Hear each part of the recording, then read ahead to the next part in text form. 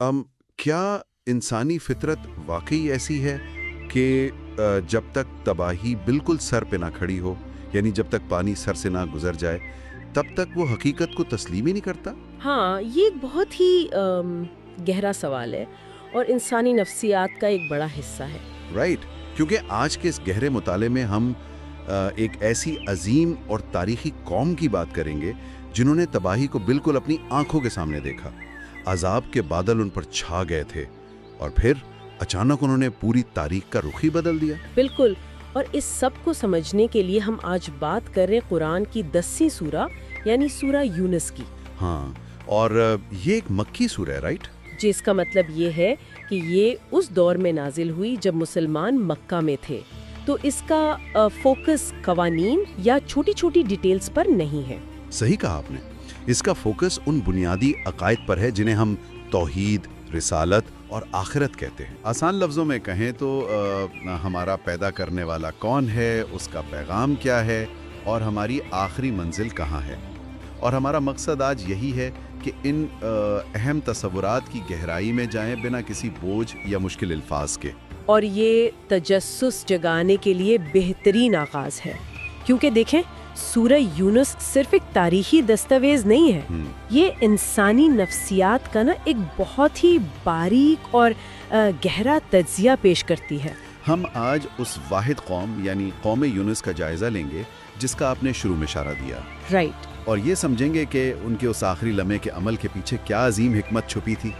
یہ پوری انسانی تاریخ کا ایک ایسا منفرد واقعہ ہے جس کی کوئی دوسری مثال ملتی ہی نہیں ہے۔ لیکن اس عجیب و غریب قوم کی کہانی کی طرف آنے سے پہلے میں اس سورہ کے آغاز پر غور کر رہا تھا۔ ایسا لگتا ہے جیسے سورہ یہ کہہ رہی ہو کہ حقیقت کو پہچاننے کے لیے واقعی کسی اچانک آنے والی تباہی یا عذاب کا انتظار کرنا ضروری ہی نہیں ہے۔ بالکل ضروری نہیں ہے، کائنات کی نشانیاں تو ہر طرف بکھری ہوئی ہیں۔ ہاں، جیسے سورہ کا آغاز ہی الف لام را سے ہوتا ہے، جنہیں حروف مقطع کہتے ہیں، جو فوراً دھیان کھینچتے ہیں۔ پھر 5ویں اور 6ٹھی آیات میں ایک بہت ہی زبردست منظر کشی کی گئی ہے۔ اور وہ منظر کشی کیا ہے بھلا؟ وہ یہ ہے کہ اللہ نے سورج کو روشنی اور چاند کو نور بنایا اور ان کی منزلیں مقرر کر دیں تاکہ انسان سال اور وقت کا حساب رکھ سکے۔ یہاں رک کر ان الفاظ کی باریکی پر غور کرنا بہت ضروری ہے۔ سورج کی تیزی اور تپش کو قرآن نے روشنی یعنی ضیاء کہا ہے۔ ضیاء، اچھا۔ ہاں، جو خود آگ اگلتا ہے، جبکہ چاند کی ٹھنڈک اور چمک کو نور کا نام دیا گیا ہے، جو روشنی کو ریفلیکٹ کرتا ہے۔ ایگزیکٹلی، جو ریفلیکٹ کرتا ہے۔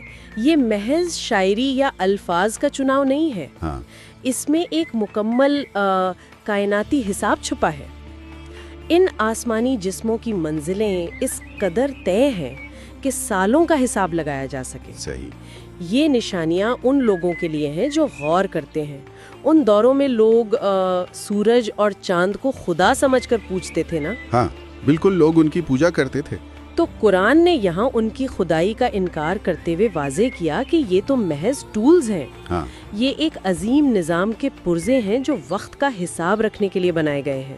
لیکن یہاں میں تھوڑا پش بیک دینا چاہوں گا۔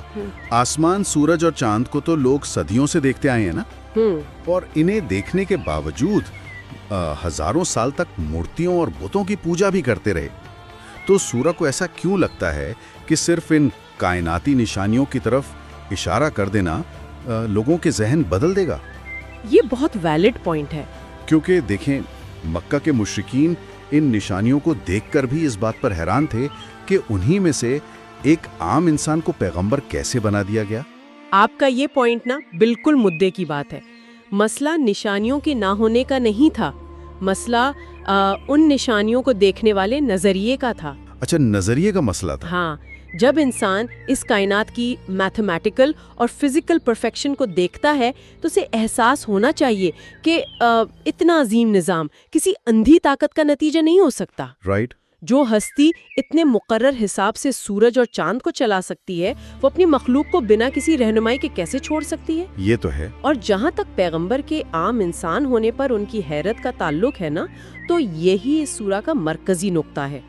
لوگ چاہتے تھے کہ کوئی فرشتہ آسمان سے اترے، ہاں انہیں لگتا تھا کہ انسان کیسے ہو سکتا ہے۔ لیکن ایک فرشتہ انسانی دکھ درد، بھوک، پیاس اور جذبات کو کیسے سمجھ سکتا ہے؟ پیغمبر کا انسان ہونا ہی اس بات کی دلیل تھی کہ یہ نظام ہمارے لیے ہی بنایا گیا ہے۔ سمجھ گیا، مطلب وہ انکار اس لیے نہیں کر رہے تھے کہ نشانیاں کم تھی، بلکہ اس لیے کیونکہ پیغام ان کی توقع کے مطابق نہیں آیا تھا۔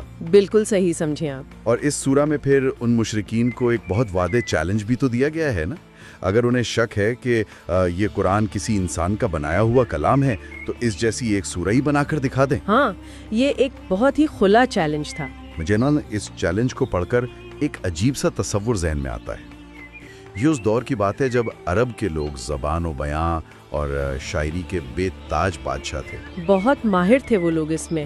اسے اگر ہم آج کے دور سے جوڑیں تو یہ بالکل ایسا ہے جیسے کوئی عظیم آرکیٹیکٹ یا جیسے شیکسپیئر کسی اپنے صدی کے سب سے بڑے ناقدین کو اپنا کوئی عظیم ماسٹر پیس دے اور چیلنج کرے۔ واہ، بہت اچھی مثال ہے کہ اگر تمہیں لگتا ہے یہ نقل ہے تو صرف ایک ایسی لائن یا بلو پرنٹ کی ایک اینٹ ہی بنا کر دکھا دو جو ان جذبات اور اس پرفیکشن کا مقابلہ کر سکے۔ اور ظاہر ہے وہ لوگ بے بس ہو گئے۔ یہ تمثیل نا اس چھوٹے سے چیلنج کی گہرائی کو بہت خوبصورتی سے واضح کرتی ہے۔ عرب کے وہ لوگ جو پوری دنیا کو عجم یعنی گونگا کہتے تھے، اس چھوٹی سی آیت کے آگے گونگے ہو گئے۔ واو، عجم کہتے تھے۔ ہاں، کائنات کا چلتا ہوا نظام اور قرآن کے الفاظ کی ترکیب دونوں ایک ہی ہستی کی قدرت کی دلیلیں بن گئیں۔ ان کے الفاظ ان کے دلوں کے قفس میں قید ہو کر رہ گئے، کیونکہ وہ جانتے تھے کہ اس کلام کے پیچھے کسی انسان کا دماغ نہیں ہے، بلکہ اس عظیم آرکیٹیکٹ کی سوچ ہے جس نے کائنات کا بلو پرنٹ بنایا ہے۔ ایگزیکٹلی۔ لیکن جیسا کہ تاریخ گواہ ہے، لوگ اکثر ان کھلی نشانیوں کو نظر انداز کرنے کے عادی ہوتے ہیں۔ ٹھیک ہے، اب سوال یہ پیدا ہوتا ہے کہ جب لوگ مسلسل ان کائناتی نشانیوں اور عقلی دلیلوں کو نظر انداز کرتے ہیں تو نتیجہ کیا نکلتا ہے؟ اور یہاں سے کہانی اس عظیم قوم کی طرف مڑتی ہے جس کا ذکر ہم نے بالکل شروع میں کیا تھا، حضرت یونس علیہ السلام اور ان کی قوم۔ ہاں، قوم یونس۔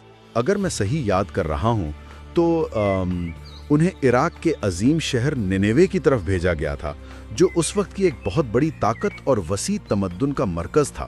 جی ہاں، نینوے اس دور کا ایک عظیم الشان شہر تھا، بڑی عمارتیں، بے پناہ دولت، اور اسی دولت نے وہاں کے لوگوں میں بے انتہا غرور پیدا کر دیا تھا، جو اکثر ہوتا ہے بڑی طاقتوں کے ساتھ۔ بالکل۔ تو حضرت یونس علیہ السلام نے انہیں صدیوں کے اس غرور سے نکالنے کے لیے بہت سمجھایا، حق کا راستہ دکھایا، لیکن قوم انکار پر اور اپنی اسی ہٹ پر اڑی رہی۔ پھر کیا ہوا؟ جب انکار اپنی انتہا کو پہنچ گیا تو پیغمبر بھی آخر انسان ہوتے ہیں نا، انہیں فرسٹریشن ہوئی، وہ ناراض ہو گئے اور انہیں لگا کہ اب اس قوم کا کوئی مستقبل نہیں۔ صحیح۔ وہ اللہ کی اجازت کا انتظار کیے بغیر ہی وہاں سے نکل کھڑے ہوئے۔ انہیں لگ رہا تھا کہ بس اب اس قوم پر عذاب اترنے ہی والا ہے۔ اور پھر ان کے سفر کے دوران وہ مشہور واقعہ پیش آتا ہے جہاں انہیں سمندر میں مچھلی نگل لیتی ہے۔ ہاں، وہ ایک ٹرننگ پوائنٹ تھا۔ اس اندھیرے پیٹ میں جہاں زندگی کا کوئی نشان نہیں تھا، انہوں نے وہ عظیم دعا مانگی، لا الہ الا انت سبحانک انی کنت من الظالمین، یعنی تیرے سوا کوئی معبود نہیں، تو پاک ہے، بے شک میں ہی ظالموں میں سے تھا۔ بے شک۔ مجھے نا اس دعا کی میکینزم سمجھنی ہے۔ انہوں نے کسی کو بلیم نہیں کیا، کوئی شکایت نہیں کی، اور یہی اس دعا کا سب سے طاقتور پہلو ہے۔ مچھلی کا پیٹ اور وہ سمندر کی گہرائیاں صرف ایک فزیکل جگہ نہیں تھی۔ اچھا، تو اور کیا تھی؟ وہ اس روحانی تاریکی، اس ایروگنس اور نا امیدی کا مجموعہ تھا جہاں انسان کو اپنی بے بسی کا مکمل احساس ہوتا ہے۔ رائٹ۔ حضرت یونس نے اس اندھیرے میں یہ نہیں کہا کہ میری قوم بری تھی اس لیے میں یہاں ہوں۔ انہوں نے ایکسٹریم پرسنل اکاؤنٹیبلٹی یعنی انتہائی انفرادی ذمہ داری لی کہ میں نے جلبی کی، میں نے ہی زیادتی کی۔ ایگزیکٹلی۔ جب انسان اپنی غلطی کا اس قدر گہرا اقرار کر لیتا ہے نا، تو وہاں سے شفا اور توبہ کا راستہ کھلتا ہے۔ اور ٹھیک اسی وقت اور دوسری طرف ان کی قوم بھی اسی روحانی تاریکی سے گزر رہی تھی۔ اور یہی بات سب سے حیران کن ہے۔ آیات 98 کہتی ہے کہ حضرت یونس کی قوم دنیا کی وہ واحد قوم تھی جس نے عذاب کا بدل اپنی آنکھوں سے دیکھنے کے بعد ایمان قبول کیا اور ان پر سے عذاب کو ہٹا دیا گیا۔ ہاں، ان کی توبہ قبول ہوئی۔ لیکن یہاں مجھے الجھن ہو رہی ہے اور میں یہ سوال لازمی اٹھانا چاہتا ہوں۔ دنیا کے قوانین تو ایسے نہیں چلتے نا؟ کیا مطلب؟ اگر کسی چیز کا ٹائمر ختم ہو جائے تو گیم اوور ہو جاتا ہے۔ دنیا کا نظام بڑا بے رحم ہے۔ جب عذاب بالکل سر پر آ گیا تھا، بادل چھا چکے تھے، فیصلہ ہو چکا تھا، تو پھر اس آخری لمحے میں معافی کیسے مل گئی؟ یہ تو اصولوں کے خلاف لگتا ہے۔ آپ کا یہ سوال بہت گہرا ہے اور عام دنیاوی منطق کے حساب سے بالکل ٹھیک لگتا ہے۔ دنیاوی عدالتیں اور قوانین واقعی گیم اوور کے اصول پر چلتے ہیں۔ Deadlines means deadlines. Exactly, deadlines تو ہوتی ہیں۔ لیکن یہاں سے نا دنیاوی قانون اور الہی قانون کا فرق واضح ہوتا ہے۔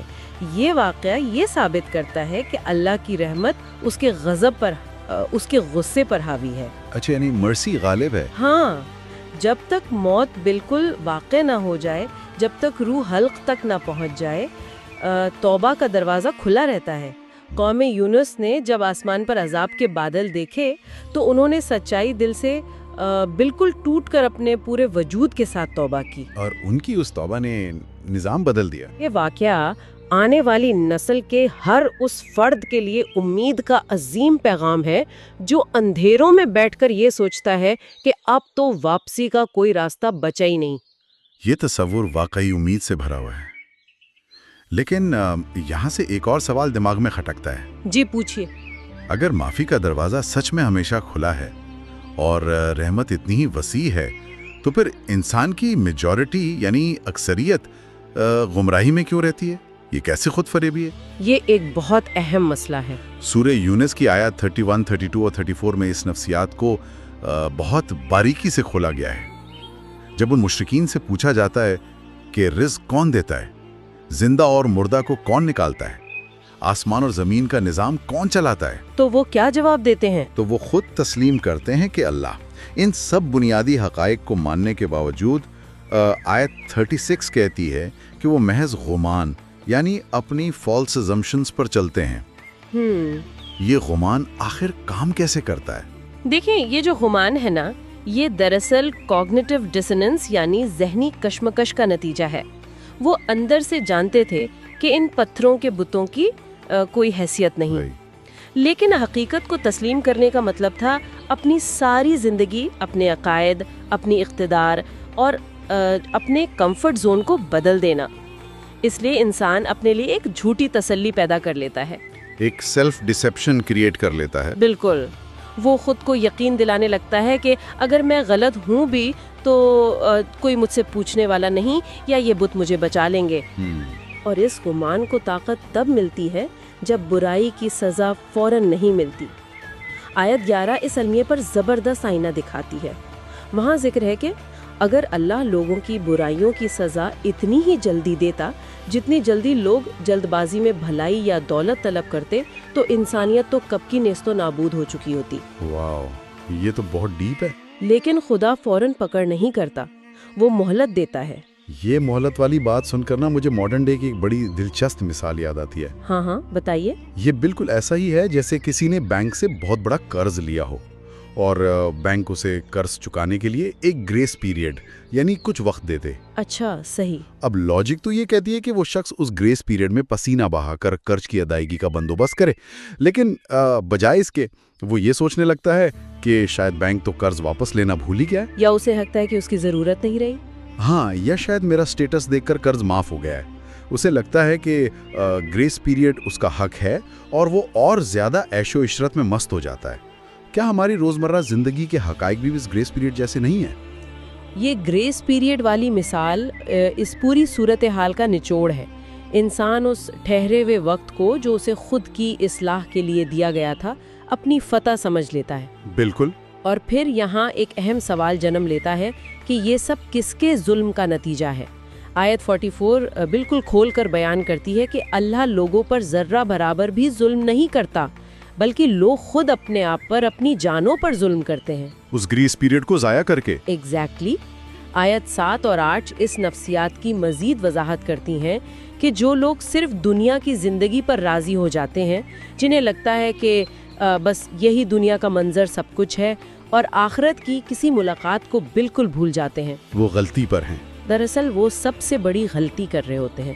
یہ دھندلا منظر ان کا گمان ہے اور یہی ان کے انجام کا سبب بنتا ہے۔ تو اس خود فریبی، اس گمان اور اس گریس پیریڈ کو مس یوز کرنے کی جو بیماری ہمارے دلوں اور ذہنوں میں لگ چکی ہے، کیا اس کا کوئی روحانی علاج بھی موجود ہے؟ کیونکہ جہاں درد ہے وہاں شفا بھی تو ہونی چاہیے نا۔ ہاں بالکل، علاج بھی ہے۔ سورہ اس حوالے سے ہمیں کہاں لے کر جاتی ہے؟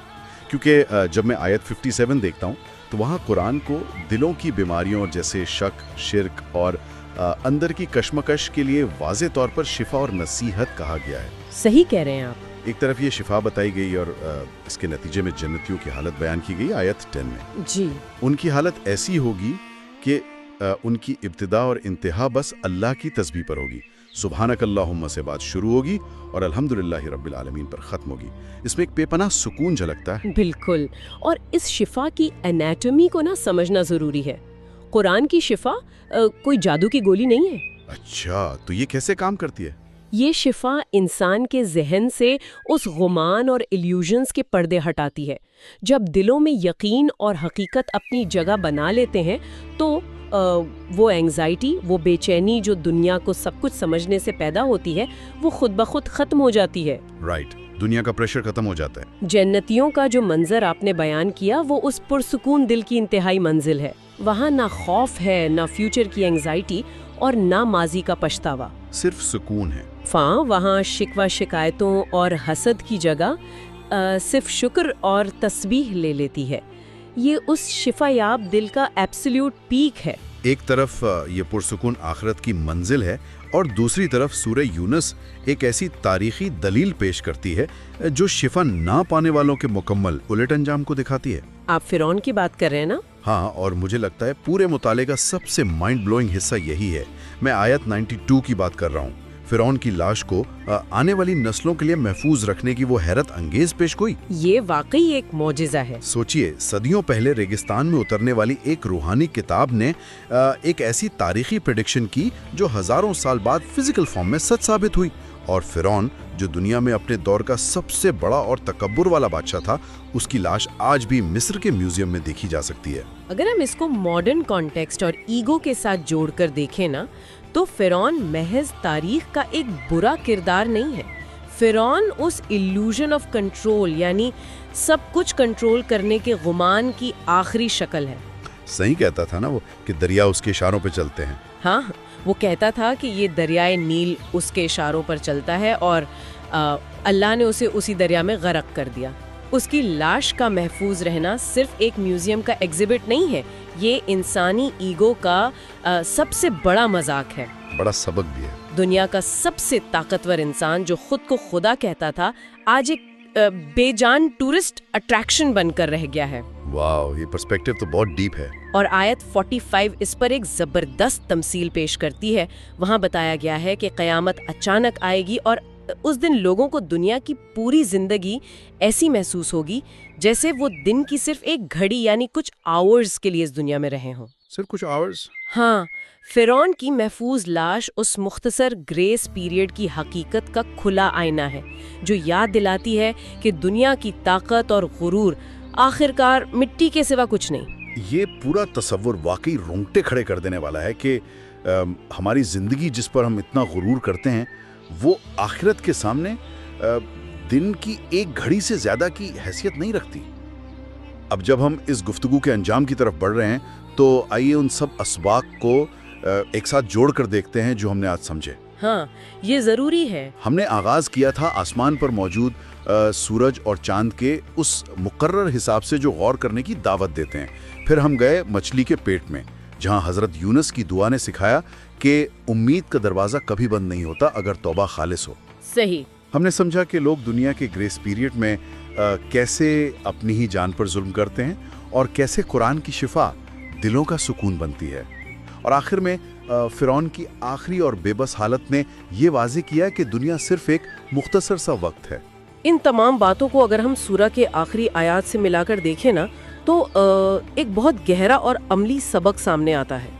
سورہ کے آخری حصے یعنی آیات 104 سے 109 میں رسول اللہ کو حکم دیا گیا ہے کہ ان کا کام صرف حق کو دوسروں تک پہنچانا ہے، یعنی فورس نہیں کرنا۔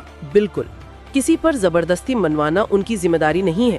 جو ہدایت کا راستہ چنتا ہے اس میں اسی کا اپنا فائدہ ہے، اور جو گمراہی میں رہتا ہے اس کا نقصان اسی پر ہے۔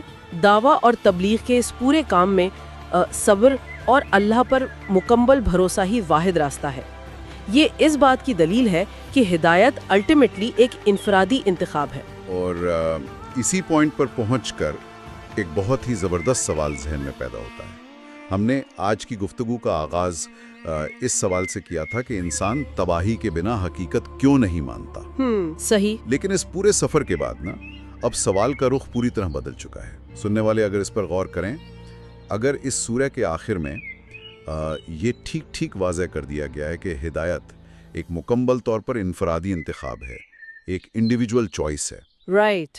اور تاریخ کی عظیم ترین ہستیوں کو یعنی پیغمبروں تک کو کسی کو زبردستی حق منوانے کا اختیار نہیں دیا گیا، تو کیا ہم آج کل اپنا زیادہ تر وقت اور اپنی ذہنی توانائی دوسروں کی سوچوں، عقائد اور زندگیوں کو کنٹرول کرنے یا بدلنے میں ضائع نہیں کر دیتے؟